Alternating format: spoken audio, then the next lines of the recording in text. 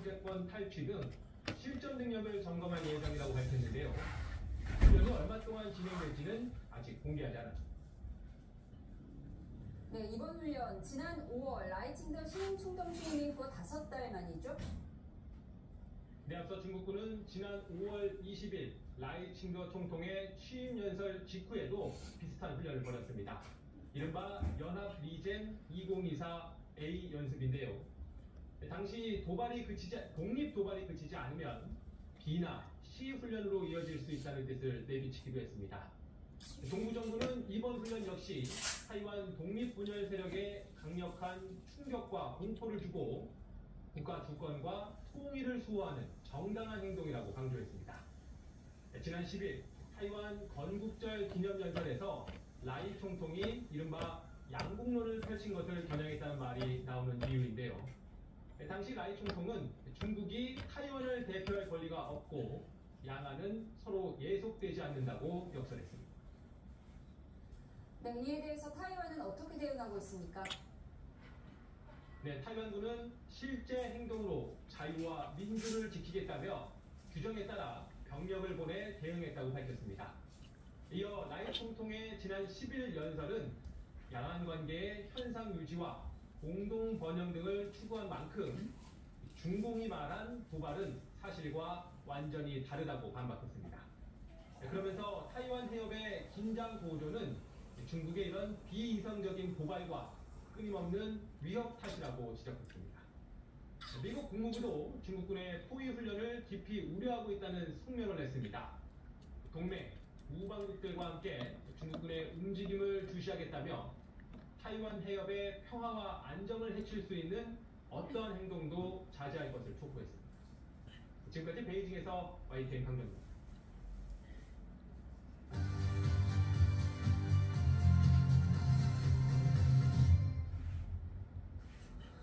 네, 정치의 겉과 속 들여다보는 정치원 시작하겠습니다. 오늘은 김영준 배재대 석좌교수, 배종찬 인사이트 연구소장과 함께 분석해 보겠습니다. 어서 오십시오. 네, 안녕하세요. 안녕하십니까. 안녕하십니까. 네.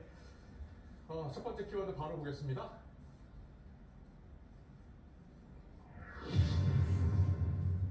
한동훈 대표 연일 발언의 수위를 높이고 있는데요. 첫 번째 키워드는 공적 지위라는 표현입니다.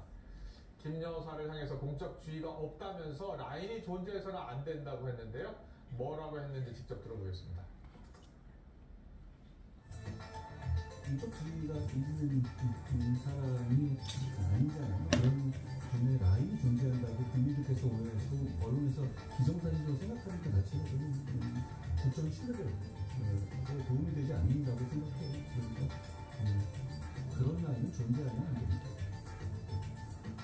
그건 싫어합니다. 네. 한동훈 대표의 오늘 발언에 대해서 대통령실도 입장을 밝혔습니다.